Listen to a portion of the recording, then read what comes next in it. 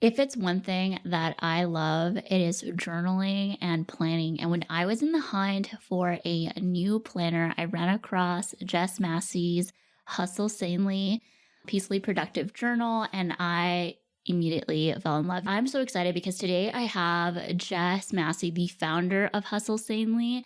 She has created a community centered productivity brand, and she's also the host of the Hustle Sanely podcast. She's an incredibly kind human being. What I love about Jess is that she is focusing on teaching busy women how to prioritize their mental health and the important relationships in their lives. We're going to talk a little bit about productivity and busyness. Let's go ahead and join Jess. Welcome, Jess, to the podcast. I am so excited. So this is going to go up on YouTube, and I literally mention your Peacefully Productive Journal every chance I can get. Oh my gosh, Monica, thank you so much for having me on and for the journal love. That makes me so happy. I try not to pick favorites, but the journal is my favorite product that we have. Don't tell anyone, okay?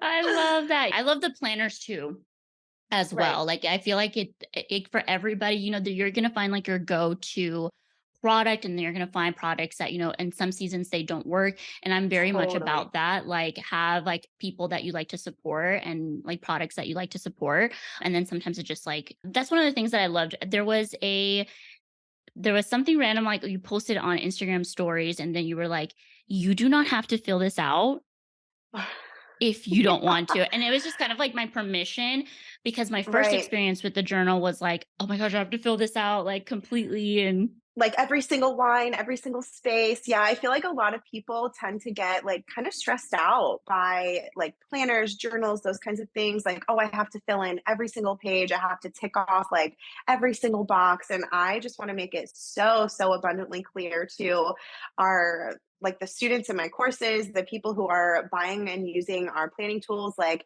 hey, you are the boss. Like, you get to decide how you're using these tools. And I'm sure you've heard me say this before, our schedules and routines are tools, not chains. And that goes just the same for the products that we're using to create those schedules and routines. Like they're meant to support you and make your life easier, not stress you out and like bog you down. You know what I mean?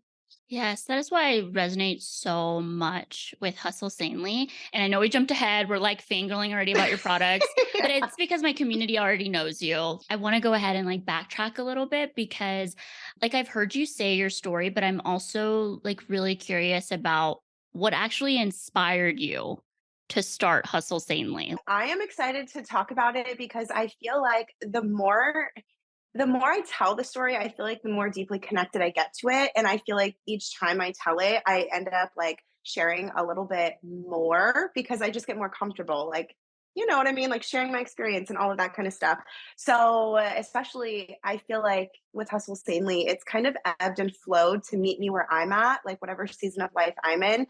So, I feel like the story is obviously still being written, but to go all the way back, I started Hustle Sanely will be 5 years old this year. And like saying that out loud, I'm just like, what in the world? Like it is mind boggling to me that it's going to be 5 years since we started. It was September 2018. So the tail end of 2018. And I was in graduate school for speech language pathology.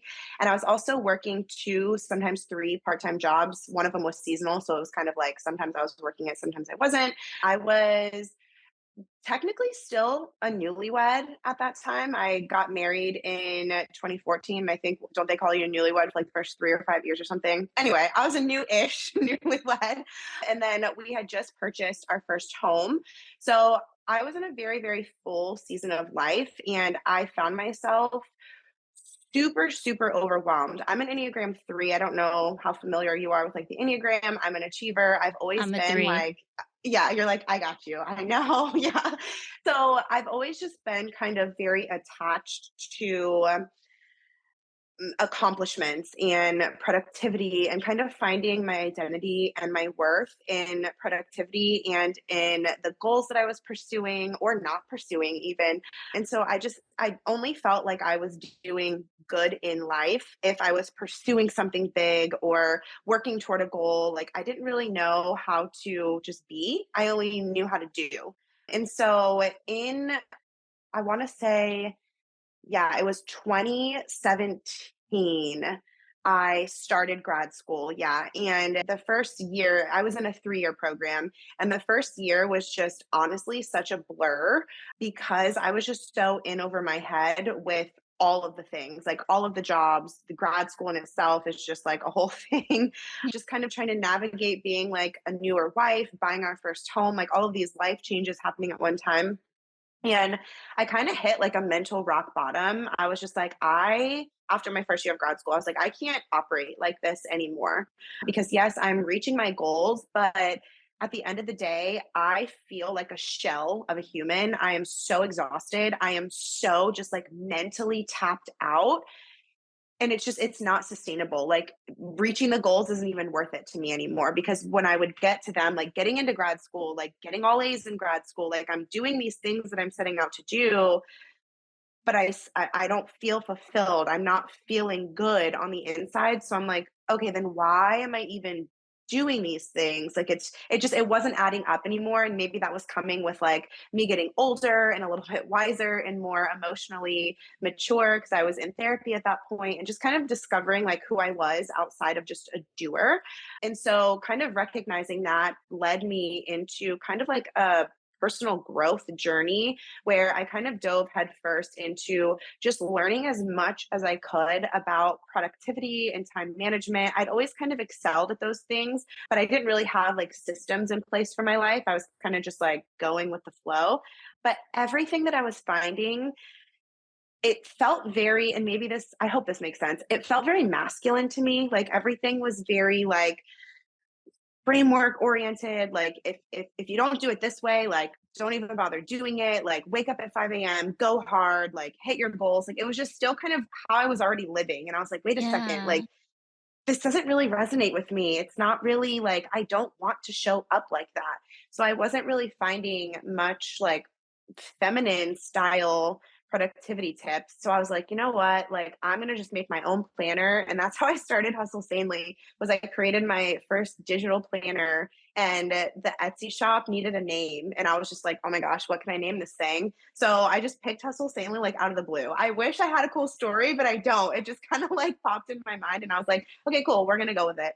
And so we started out as an Etsy shop. So I made that digital planner to kind of just help me get everything out of my mind and like onto air quotes paper, a digital piece of Mhm. paper, just so that I can see and kind of figure out like how to create systems and things that worked for me. And so I kind of spent all of 2019 really continuing to like deepen my knowledge with productivity and systems. And then to be quite honest with you, in 2019, I was not hustling sanely at all. Like at all. Even though I had started Hustle Sanely, I was still like in trying to figure out how to like do the back end of this business. Like Hustle Sanely took off and I didn't really expect that. So I ended up dropping out of grad school in 2019 to pursue Hustle Sanely full time. But I kind of threw myself into it. I was trying to do all the things. And I will never forget. This was kind of like a turning point in my story and honestly for Hustle Sanely and what it is today. Like the pivoting point was I was sitting on the couch after like a work day with my husband, who at the time was working a 9 to 5. And like it pains me to even say this story out loud. I finished my workday, but we were spending quality time together on the couch. And I brought my laptop and I was like, I'm just going to answer a few emails while we're watching TV. And he looked at me and he was like, Jess, I feel like I get the crumbs of you at the end of every day. Monica, hearing that was the biggest wake up call that I didn't know that I needed. And so I was just like, okay, like I've got to make changes, like, period. This is not how I want to show up anymore. And so 2019, I really kind of tore my business apart and kind of just really pruned it. And then 2020 happened, which I'm sure we don't really need to recap that for anyone. And so I was kind of forced, like everybody else, to just kind of slow down. And I read a book that really, really changed how I view everything. It's called The Ruthless Elimination of Hurry by John Mark Comer. And that book actually inspired the 5 keys to hustling sanely, which that's when I created them, was in 2020. And now the 5 keys to hustling sanely, that is everything that I teach. It's everything that I create. It's everything that I live out. And it's just a framework for people to follow to help them create their version of what we call a peacefully productive life. So that's kind of how Hustle Sanely came to be, how it kind of morphed over the first couple of years. And I would say, like, since 2020 and creating the 5 keys to hustling sanely, it really has just kind of taken off in a way that I never could have imagined, because I really do believe there is such a need for people to kind of create this lifestyle that just meets them where they're at, no matter what season they're in, and allows them to pursue their goals, but while prioritizing their mental health and the important relationships in their lives. I think that's a very big thing I resonate with your framework, with your style, is that it's not basically making these major changes that puts your life on pause, because anything that puts your life on pause is not sustainable. Anything that requires you to not have time with family or this is it's not sustainable. Right. It's not realistic either, because who can actually, like, push pause on their whole entire life? You know what I mean? Like, we have jobs, we have families, we have bills to pay. Like, it's just, it's not realistic to think that you're going to be able to just, like, pull the plug on everything and, like, start fresh. You know what I mean? Yeah, and there's this thing that when clients, they're like, "Oh, I'll be happy when," or "I'll do this when," or this and this, and I'm like, "You know what? That's called magical thinking. That win will never come, and when it will come, it is fleeting, because there are gonna be moments of calmness in your life, but then all of a sudden, when something unexpected, because the only thing that you can actually rely on is change, it's gonna shatter your whole world. Like, you're gonna feel immense anxiety, and then that's where we gear towards anxiety disorders and things like that. So I love to hear the story. What was the book you said inspired your, like, the keys to hustle sanely? Yeah, it's called The Ruthless Elimination of Hurry, and it's by John Mark Comer. I will say it is a faith-based book, but the way that he teaches, I feel like I have friends who don't share my faith who have read it, because I will never shut up about it. I read it every year. I am not a rereader of books, but it's one that I've read once a year since starting reading it. Just the way that he speaks, I don't know. He is one of my favorite teachers ever. Yeah. Did you do the audio book or I read the book, and then he has a podcast series that goes along with the book. So then I listened to that, which I was like, that's very smart, honestly, to do kind of both, because it gives people just like a different way to kind of digest the information. okay, so from reading that book, feeling that inspiration in 2019, which I don't know what was going on in the air, because I had a similar experience in 2019, feeling like I had to just like completely really take a look at my life and change things because I was burning out. So I'm kind of like curious, like, what are the 5 keys to hustle insanely for the people here who may have not been acquainted yet with your community? So the 5 keys to hustling sanely, it's a framework that I created, like I said, to just kind of meet you wherever you're at. It doesn't matter if you're a mom, if you're a student, if you're a business owner, if you're all of the above, none of the above. Like, the way that I created the 5 keys framework, it's, like I said, meant to meet you where you're at, to help you create your version of a peacefully productive life. So the 5 keys, they kind of build off of one another. So key number one is get your mindset right. Key number two is get clear on your vision. Key number three is define your priorities. Key number four is create your routines and schedule. And then key number five is implement Hustle Sanely 5 every day. And just a little bit on that one, Hustle Sanely 5, it's a list of 5 intentional habits that we as the Hustle Sanely community do on a daily basis to just kind of help us make sure that we're pursuing our goals and making progress, but while prioritizing our mental health and the important relationships in our life. It's like your daily action steps, basically. I love that. And what are the 5 habits? Because I mean, I know. Yeah. You're like, let's tell them. Yeah. So the 5 daily habits, number one is complete your focus three. So those are just your three most important tasks to get done. They're going to change every day. They're going to change every season, depending on what you're working toward. So that's number one, complete your focus three. Number two is move your body for 30 minutes. Number three is tidy for 15 minutes. Number four is say or do one kind thing for yourself. And number five is say or do one kind thing for someone else. And something that I really like to point out whenever I talk about HS5, I know it can sound like a lot, but I never want people to think that it's like a to-do list. Like that is Yeah. not, it's not something that is meant to be tacked on to your to-do list or like, oh my gosh, something else that I have to do. The purpose of HS5, it's kind of just a practice to help you be present, help you be intentional, and help you to weave healthy habits into your daily life. That's what I'm all about. Like how you said, I'm not about like throwing everything out and starting fresh because that's not realistic. It's not sustainable. I'm all about kind of just being real about where you're at, kind of getting clear on where you want to go, and then making small changes every day to kind of help bridge that gap. And I really do think that HS5 helps with that. And people either hear it and they're like, oh my gosh, that's a lot. That's intense. I'm scared. Or they hear it and they're like, that's too simple to make a difference in my life.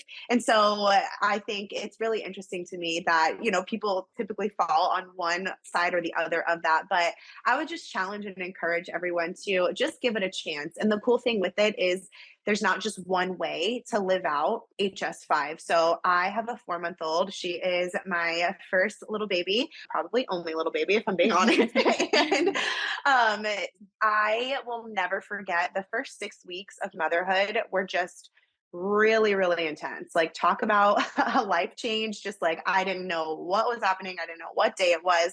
And I used Hustle Sanely 5, those 5 daily habits, to just give me some solid ground to stand on. So when things were kind of just feeling really out of my control, really just all over the place, for lack of a better word, like I just didn't know what was coming from moment to moment. Having those 5 daily habits just really helped me to take care of myself in that season. And the way that I used HS5 as a new mom compared to how I was using it before becoming pregnant, before having a baby, was vastly different. But the habits are the same, but the way that I live them out were is different. Does that make sense? It makes total sense because when I had the Okay. planner, I did the exact same thing because for sure, like being very honest, I was like, whoa, this is a lot of things. But then when I thought about Right. it, well, these are all things that I already do. It's Mhm. just looked very differently. Like maybe I don't do 30 minutes of movement, but I do movement. And my whole Right. goal is to just do movement. And this is just like a guide that, if I do these 5 things, I'm actually taking care of myself. I'm actually Yeah. allowing myself time because if I don't have a guide that tells me like do these 5 things, they make you feel good, I will run myself wild. And like again, if like my routine changes or something changes, I don't know how to like bounce back. So I love that because for me, I would use it like for like a reset. Like it would be, Right. okay, I know I'm gonna go to a workout.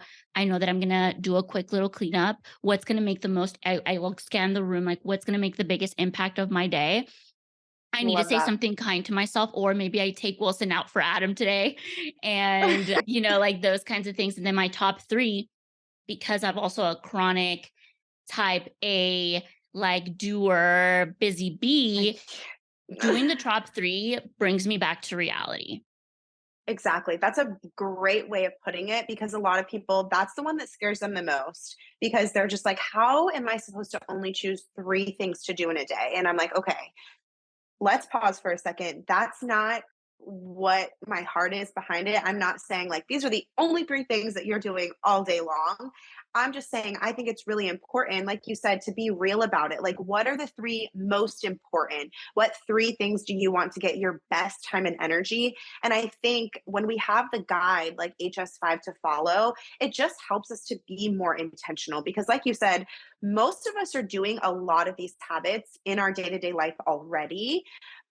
But sometimes we're just so used to doing them that we're going through the motions. And I feel like having that visual guide of seeing HS5, whether it's on your computer, in your paper planner, whatever, it just kind of helps ground you and kind of bring you back to like alignment of why you're doing these things, and just it keeps you present because it keeps you from going through the motions. You know what I mean?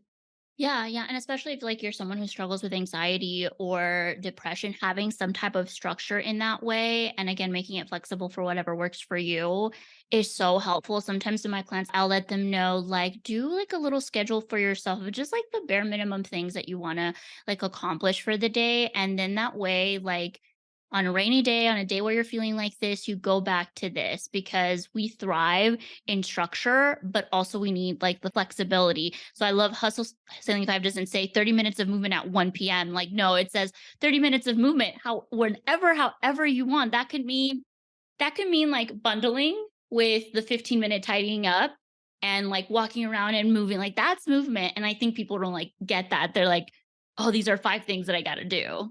Right. I love that you brought that up, that you can kind of have the different habits collide too. And maybe, so for example, from my life today, I went to a Pilates class this morning, which is very out of my comfort zone because a friend of mine asked if I would go with her. And I was like, okay, like I'm down to try it. So that was my movement. And it was also my kind thing for someone else because I was spending time with a girlfriend. I didn't have to choose like two things to do or like panic over like, oh, this can only fit in one of the boxes. Like, no, it's just like I was like, okay, I'm being intentional. I made this plan with a friend to spend time with her. And I'm also getting my movement in. Awesome. Love that for me. Check, check. Both of them are being done, you know? And I also was really intentional about how I worded the 5 habits because I didn't choose the word exercise on purpose because I know that word, it doesn't really sit well with everyone and it doesn't really work for every season of life. Like when I was postpartum, I wasn't allowed to exercise. I was allowed to move, but I wasn't allowed to like be out there lifting weights or, going on a jog or the typical exercise that I was used to doing. Like I was allowed to go on walks. I was allowed to do some light stretching. So that's another reason why I chose the word movement over exercise. And I love how you mentioned like you don't have to do it all at one time. Like it's not like you have to do it in your morning routine. I think that's what people get really caught up in, that like they need to get these things done as soon as possible. And I'm just like, no, you could literally walk your dog for 15 minutes in the morning and then walk your dog for 15 minutes in the evening. Boom, there's your move for 30, you know? Yes, yes. It's this idea. There's a book that I really helped me for my like mindset on exercise and fitness because I definitely was an all or nothing. Like, oh, if I can't do Mm, 30 minutes, I'm not going to do anything at all. If I don't yeah. sweat, if it doesn't cause me to hurt, it doesn't count. And then I'm like, whoa, those are the reasons that are holding me back from actually accomplishing these things. So I think too, like looking at like the 5 keys and saying like, what definition or belief are you tying that to? Mm, yeah, that's huge. Wait, what was the book that you read? Now I It's need to called know. it's called No Sweat. Okay, okay. I'm gonna look it up because Yes. I feel like since my relationship with exercise is kind of shifting since my body's a lot different since having a baby. I was a personal trainer before I was in grad school for speech language pathology. So it was like my whole entire life was fitness. And I was like a walking billboard for my company with like, the 6 pack abs, like the whole thing. So I was like one extreme to another, like being pregnant. And so then I was just like, okay, now I'm in a place where my relationship with exercise and fitness, it's just completely different. And it's just, Mhm. I love how you worded that, just kind of looking at the 5 keys and kind of figuring out like, what does each one of these look like and mean to me in this season of my life? Yeah, because I think we hear 15 minutes of tidying up, and for a someone with paralyzing anxiety, they would think, "I have to deep clean for Oh, 15 yeah. minutes until everything," and so it's like one of those things, like, so I think that's what it is, right? When you're saying, like, some people have such a hard time with because they have a belief about what 15 minutes looks like, Right. what doing something kind for someone doesn't mean doing something that it's like something that isn't your boundary, right? Like, you know what I mean? Like, Right. Or something really extravagant that's going to take a lot of time, a lot of energy, a lot of money every single day. Yeah. yeah. So I'm kind of curious about because you have your Hustle Sanely program, you have the community. What are some of like the common roadblocks that you have noticed that busy women face when it comes to prioritizing mental health and relationships? I think a lot of it comes down to guilt. A lot of people that I have spoken with, students and clients of mine, they feel guilty for prioritizing themselves because most of the time, busy women, they carry a lot of roles and responsibilities. That's what makes them busy, right? So I feel like so often, and I mean, we hear this all the time. I'm sure, especially in your line of work, you hear this all the time that you can't pour from an empty cup. And I feel like when you hear that kind of a thing, like a cutesy little like Pinterest saying, it kind of loses its meaning a little bit. It gets a little watered down, if you will, because you just see it so often, you hear it so often, you kind of just like brush it off, but you don't really like, at least this is my experience. I Yeah. sometimes don't think about the depth of what the little cutesy quote is actually saying or what it looks like in my life. But it really is true. If you're running on E, and that is what most people, I would say, is the biggest roadblock that I like keep coming across time and time again with busy women, is they feel guilty prioritizing themselves because they feel like then they're not showing up for the people in their life or the responsibilities in their life that they agreed to, when to me that's just so backwards, because I know from experience when I take time to prioritize myself, I show up so much better for everything else in my life. I show up better for my work. I show up better for my daughter, for my husband, for my friends, for my church when I'm not running on E. And it makes sense because think about it, like when you're driving a car, if you have no gas in the tank, you're not getting anywhere. Like you can't go do anything. You can't run any of your errands because you don't have the fuel to get you to the place, right? It's the same thing. If we're running on E, we are not going to be able to show up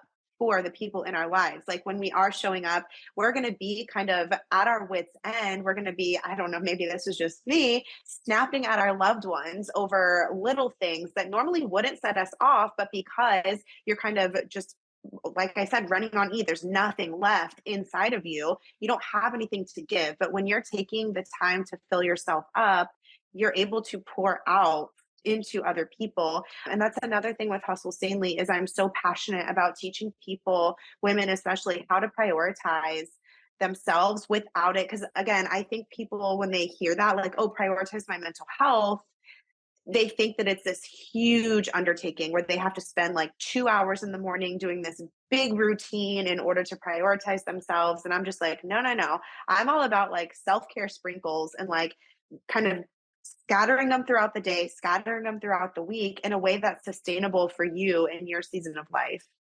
I think you talk a lot about being flexible with your routines, changing it up, Yeah. reviewing them. Like your journal, it's like you have a monthly check-in of like how are you doing? What isn't serving you? What habits are going to support you? And I love that about it. And kind of using that same analogy about like feeling like you are on empty. I had found myself not being on empty, but only filling up a quarter. Mm. Hmm. Only filling up enough to do what I had to do. And so there was never this fullness of like being able to enjoy or like never extra. So that's when relationships would take the back burner. That's when kind of a Yeah. similar experience, like people getting the crumbs of me. That's such a good point. And I feel like it's yeah, because people like we will only give ourselves this much because we know this is how much we need to get our day-to-day stuff done. But I'm just like, it hurts my heart because I'm like, if you give yourself the space and the margin to fill up all the way, life is going to feel so much lighter for you, right? Like I really do feel like as someone who I have generalized anxiety disorder, it's really, really easy for me to kind of spiral and make things really complicated without realizing that I am doing that. And just kind of having these systems and frameworks in place, they hold me accountable to filling up all the way almost every day without having to put in a lot of energy and effort. I have to put in intentional energy and effort, but it's not a lot of it because I'm not starting from ground zero every day, having like HS5 and the five keys to support me. I'm not having to come up with stuff every single day, if that makes sense. Like I kind of already know, like I'm like, okay, these are my outlines, my game plans. So now I can just step into them instead of having to be like, okay, what am I going to do today to make sure that I'm taking care of myself, to make sure that I'm taking care of like my people, like to make sure my work is getting done. Like I have these frameworks that I can stand on. So then I get to spend my time and my energy doing the frameworks instead of figuring them out and then doing them every single day. Yeah, and I think you had like in your planner kind of like a bank. Like what can you do for like your 15-minute tidying? What can you do for prioritizing relationships, your mental health? And I love that because like similar to you, it's like a trigger list, right? It's like, okay, if right today I don't have 45 minutes to do like sit in a bubble bath, like, but I do have 10 minutes to just read, a book. Like I can do that, but sometimes when we're anxious, depressed, like you don't have the capacity to think about ideas to do it. Right, exactly. No, that is so true. And that's why the first year that we had the planner, we didn't have that HS5 bank. We had a blank one so that people could make their own. But we got so many requests from people. Please, can you like give us some ideas and space to write our own? And I was just like, absolutely, because it's so true. Sometimes it can feel very daunting almost to think about, like, okay, how can I show up for these things? Because we really are like our lives are very full, most people, right? Like we're kind of just like we have a lot of places that we need to be, a lot of things that we need to do, and that's, sometimes that's the season of life that we're in. Like I know I keep talking about being a new mom, that's just because it's very relevant to me in my season right now, but being like a business owner and a new mom, it's like a lot of that stuff I can't just wipe away to the side and be like, well, I can just get rid of this. Like, no, these are things that I have to keep going in order to provide for my family, in order to like take care of my family. And so I just feel like it's so important to just kind of be aware of that. You know what I mean? What would you say would be some things that you have incorporated in your life to prioritize your mental health to make the 5 keys to hustle sanely successful and, like being able to maintain your mental health, especially being a new mom? Yeah, yeah. So for me, it's all about checking in with myself, like having those intentional pauses, because otherwise I'm just going, going, going, going, going. And I have to have those check ins. I call them check in meetings for myself because I really do like to make it like a whole vibe and like an event in my life because I think it's fun to do that. But just kind of having those on my calendar on a recurring basis. So I check in every single month and I check in every single quarter, different types of check ins. I could go a little bit deeper with the quarterly check ins and kind of like more bird's eye view, if you will, where I'm kind of looking at everything as a whole. And so having those on my calendar as recurring just really, really, it helps me, like I said, to just have an intentional pause, because I feel like if we don't have intentional pauses built into our lives, it's so easy to just keep running. You're running, you're running, you're running, you're running. And then we hit the burnout. I feel like we hit the wall, we fall, and then we're like, okay, let me like fill back up, try to get where I need to be in order to show up, fill up a quarter of the way, like you said, and then run, run, run, run, run, hit the wall again. And I feel like having those check in meetings, it really breaks that cycle from happening. So that's kind of what I do on like a broader scale. I would say like day to day to help me with my mental health. I am a big morning routine person. I'm a morning person. So I wake up before my daughter. It's not always easy. I'll be the first person to tell you. So I wake up an hour before my daughter and my husband just so that I can have time to do whatever I want to do in the morning. Sometimes it looks like I always journal. That's like the one that's kind of like a consistent in my life, just because it really does help kind of keep my anxiety at bay, just keep my thoughts from like racing. So that's one thing that I do every single morning without fail is journaling. But then I have just some space in my day. I know for me, at night, I'm just so tired. And in the middle of the day, I'm just moving a lot. Like I have like before I was a mom, I had a little bit more margin in my daytime. Now she's my number one priority. So like it's really hard to kind of have that margin, especially because I never know what each day is going to look like with her. So I know that that margin is really only going to happen 100% if I do it at the beginning of the day. So just waking up and giving myself that space to just kind of be. I don't always have a game plan. Like I used to be all about like perfect morning routines, like super curated, like have to have this, have to do this, like follow the list. Whereas now I'm like, okay, journaling is my consistent. And then I just kind of feel it out. I'm like, what do I need today? Do I want to go sit outside and just like close my eyes and just listen to nature just being? Do I want to read a book? Do I feel like cleaning the kitchen? Sometimes that makes me feel good. I like cleaning sometimes. So it's just kind of giving myself flexibility in my own day. It has really helped my mental health and making sure to do it at the beginning of the day because like I said, as a new mom, that's really like my best debt, if that makes sense. And I feel like that's applicable to a lot of different seasons. If you're in a season where you're in school and working a full-time job and maybe you have a side business at the same time, kind of getting that margin and just giving yourself that's I kind of view it as like taking a big deep breath.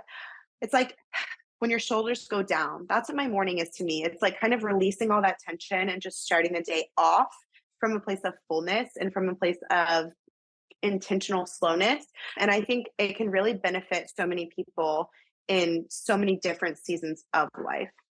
Yeah, yeah. I think a lot of people struggle with giving themselves buffer time and then find themselves in this cycle of busyness. And then also a question I wanted to ask you is do you feel like it took you time to cultivate the pauses, to cultivate those check-ins? Or do you feel because you were so structured, it was easy to kind of easy relative, it was doable to kind of acclimate it into your life?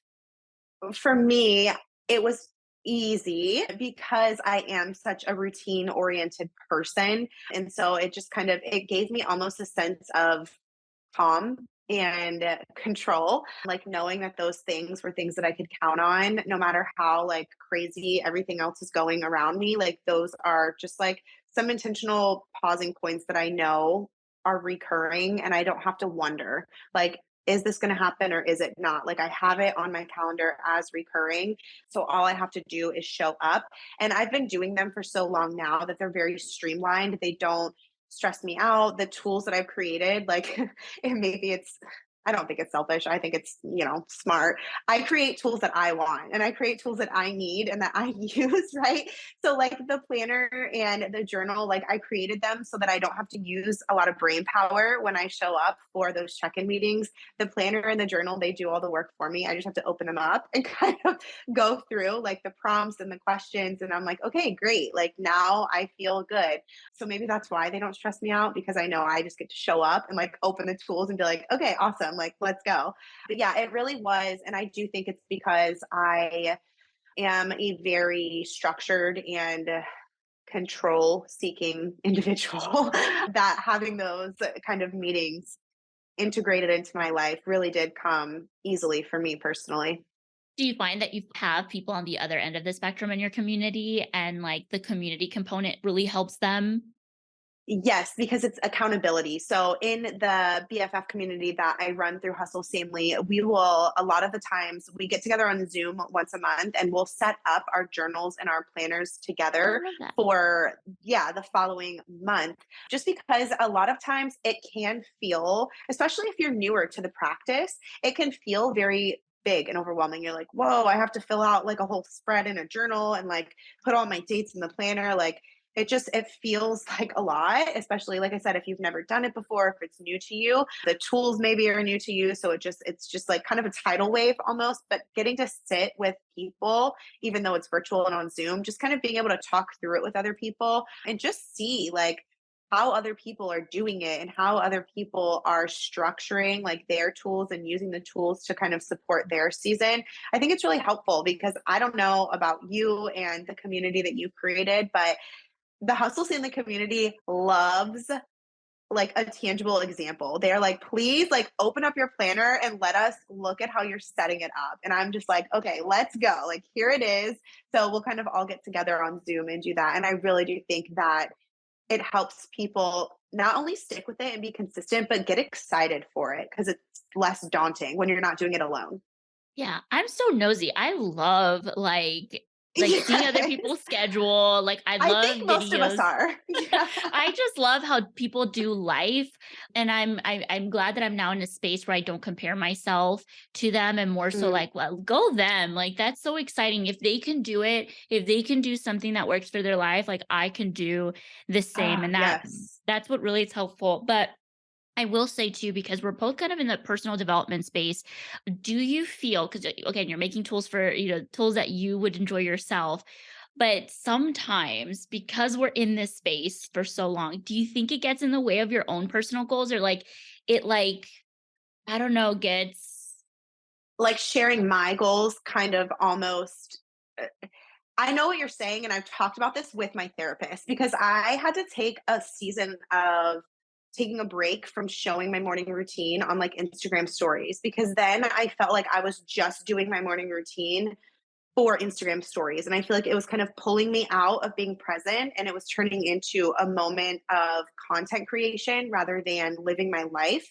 And so I think I don't have like a black and white answer of like this is how to make sure you don't do that because I really do think that it's it's a lot of trial and error and it's a lot of just growing and evolving and figuring out what feels good from season to season, especially since having my daughter and becoming a mom.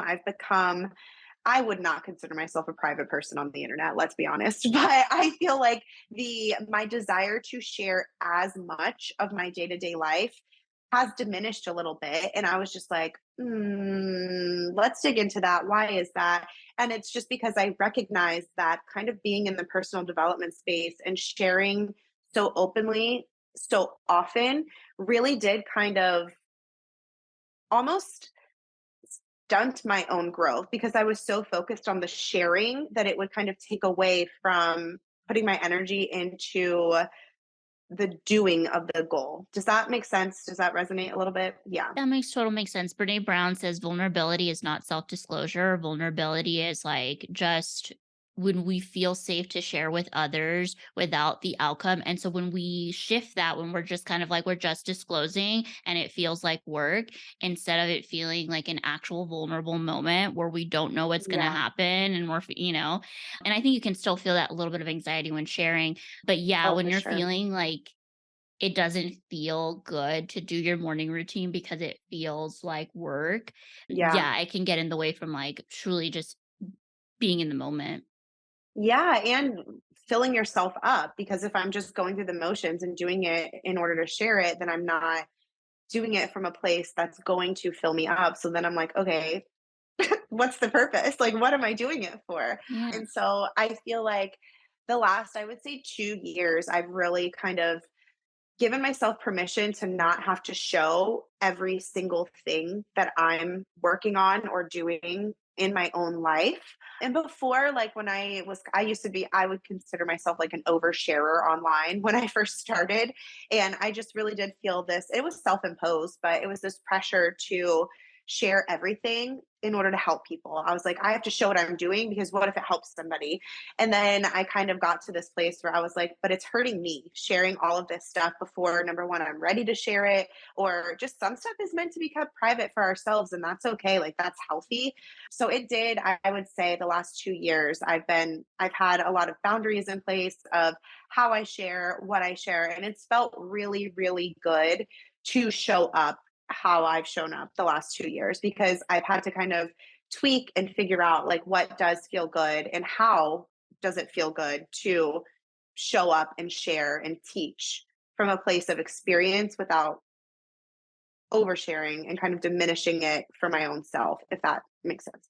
That totally makes sense. I think too, like, well, I had a mental block earlier about like I want to do more vlogs, but I don't want to feel this pressure that, oh, like they might not be chronological. And that's what I was like, well, oh, people are not gonna like them because they're not chronological. Like because I like to be ahead of the game. Like I like to, that's what helps supports me to create content. Like I may post a video that's a month or two, like from months ago, only because I have this bank and that's what helps me not burn out in content creation. or I'll take these breaks, right? And so, like, sometimes I'm like the guilt comes and it's like, "Oh, man," but, like, are people gonna really watch if it's something that, like, already happened? But I'm trying to do more themes into my vlog so that it feels like, okay, there's value, there's a purpose. It's not just the chronological order of my life, but more so there's still like, people are still gonna get something out of it. Right, right. And for me, I don't know if you can relate to this, Monica. I used to really struggle with feeling guilt for creating ahead of time because I was like, well, I'm not being authentic because it's not in the moment. And that's something that I had to work through with my therapist. She just kind of had to help me reframe that, where you're not being inauthentic because it's authentic in the moment when you're recording it. You're just sharing it at a later time. And I was like, wow, okay, thank you for helping me reframe that. But that's something that I used to get really caught up in as well. Yeah, I love that. That reframe is such a good it's so helpful because it's like it's just the way we're saying it and the way we're believing it to be is not supportive. And when we're able to say like, yes, because authenticity is one of my values too. So like I would always share like, oh, these like there's therapists that do like these reaction videos and I can't do that, but I know that that's what's successful on YouTube. And my therapist was like, yeah, I mean that's what their success is, but your success might look totally different. And I'm like, "Yeah, but I don't have anybody, like, that's done this before, so I'm scared to do it on my own." And it's like, well, that's part of taking a risk, right? And so, yeah, I had kind of a similar experience of just, like, having those mindset blocks that were creating a barrier for me to fully just do what works for me in my life. Right, right. And I think that's one thing about the internet is we kind of forget that there really aren't rules. And I kind of always, it's so funny that we're talking about this right now. Have you heard of the new app Lemon 8? Yes, and you know what? I'll tell you something real quick, but hold your Yeah, thought. I saw you yeah, do Lemonade, and instantly my mind's like, "Do I need to be on Lemonade?" And I'm like, "No, I don't need to. yeah, Jess is doing it. It's fun. It's nice. yeah. Let her do it." You know, That's funny. Yeah, because I saw other people do it. It wasn't just you, right. and I was like, "No, there's no rule that tells me that I have to do it, but it's nice that other Exactly. people are doing it." Right, and that's kind of like I got on there and I looked because I never really got on the TikTok train. It just never really felt good for me. We have an account for Hustle Sanely, and I have a content creator who does the Hustle Sanely Instagram, and we repurpose some of those over on TikTok, but like I don't use TikTok as like a consumer. And so I was just like, okay, well, what's this lemonade thing? And I opened it and I felt really good, really excited about it, but then I had to like pause and pull back. And I was like, wait a second. I already feel, I wouldn't say that I feel stretched thin content wise, but I feel like I'm at my capacity when it comes to creation with the podcast, with Instagram. Those are kind of like the two that I'm pouring into. My email list is kind of like, I wouldn't consider that content, but it's something that I'm pouring into. And so I was like, is it really going to support me as a human to jump on this lemon 8 thing? So I created my first post yesterday. Like, I was like, oh, yeah, this is going to be so awesome. And then I was like, wait a second. I'm actually not excited about this because it's just another thing. Why can't I just make Instagram what I'm craving from this new app? Because I like put all these rules and borders around Instagram that it has to be this way because that's what everybody else is doing on Instagram. And I was like, hold on a second. I'm the boss of my Instagram the way that I do Instagram. So if I want to make it more fun and more creative, I can do that. And so I just think it's so interesting that we're having this conversation because it's like a very prevalent thought going on in my own life right now. Yes, this idea that we just have to follow the crowd. And I think it's good to experiment and see because I did the same thing. Like I was on TikTok, did Totally. it for a little bit, and then found myself, oh no, that's not something that I really, really enjoy. So why? Mm, And I had to ask myself, it has to do with my enough, be feeling yeah. enough. And I'm like, I have to remind myself that I am enough even if I just post twice a week, I am enough even Right. if I don't make six figures. I am enough if you know what I mean? And, like, those are the things that sometimes we just forget, like, to remind ourselves, like, "Girl, you are enough just the way you are and just what you do. If you wanna do Right. this extra thing, great, but if you don't, Right. no biggie." Yeah. Yeah, who you are is enough, not what you're doing. That's kind of what I always have to remind myself. Like, I am enough just because I am. Like, not because I am doing blah blah blah blah blah blah blah. Like, I am enough because I am. And that's it's difficult sometimes, right? With social media because we do without even realizing it. Like you said, how you saw that I posted like, oh, checking out lemonade, and you're like, oh my gosh, do I have to do that? Like, we don't even realize that we're doing that at first. And then we're like, hold up, let's take a step back, let's think this through.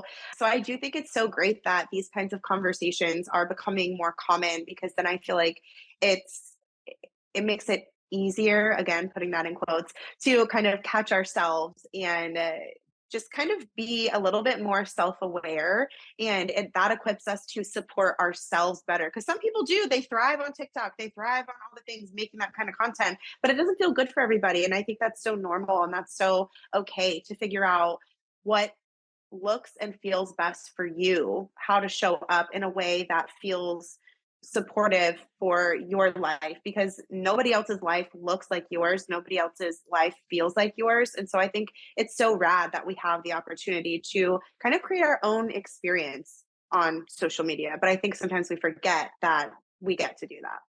Yeah, and I think this is a theme for everything. Yes, there's going to be rules, standards for a lot of things in our life, but many people have broken rules and have been successful. Many people have done Yeah, things that are outside of what they were told to do, should do.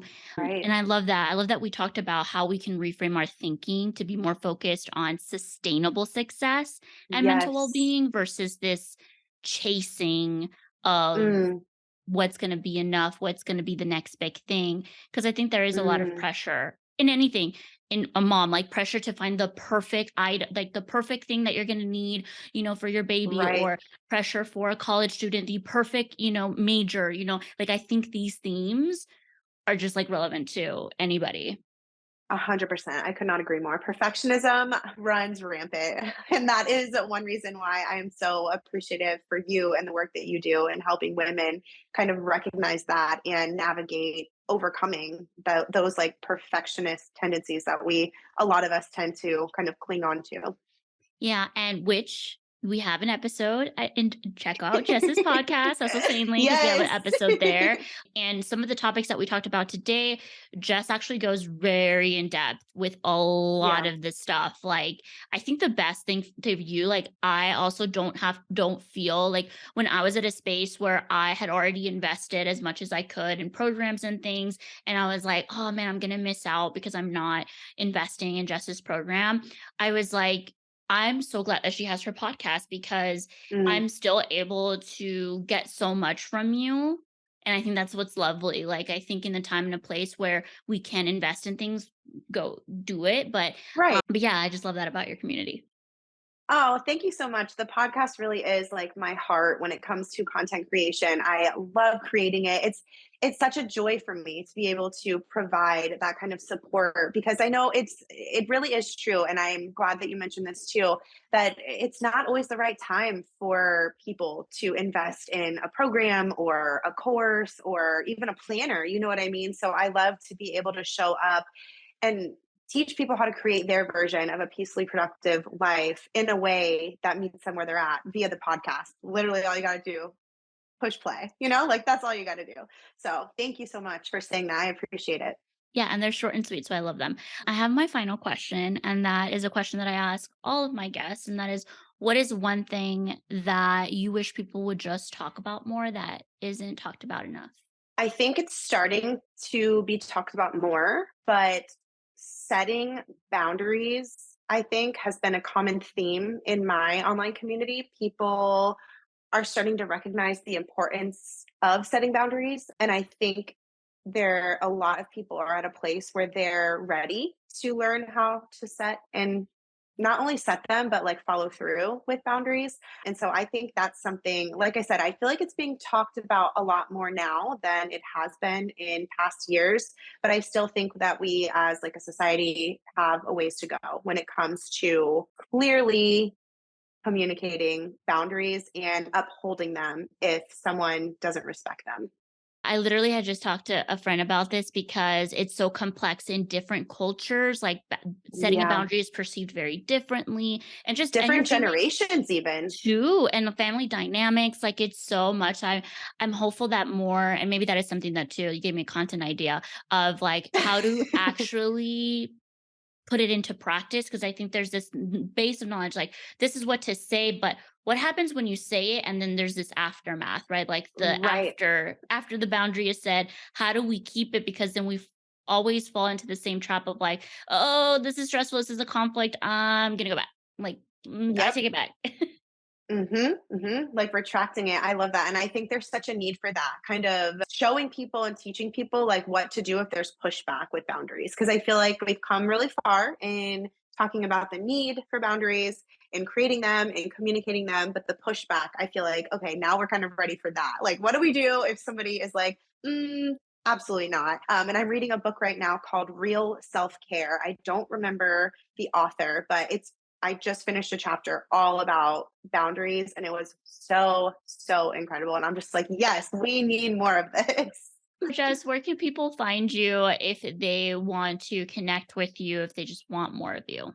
The best place to go is the podcast, which is the Hustle Sanely Podcast. And then on a day to day basis, I'm hanging out the most on my personal Instagram at Jess Massey. I love showing up on stories there, and I do my best to kind of show the 5 keys to hustling sanely in action on my Instagram stories. That's kind of what I like to do over there. So I'd love to hang out with you guys over there. Yay. Well, thank you so much, Jess, for being here. Awesome. Thanks, Monica. I appreciate you.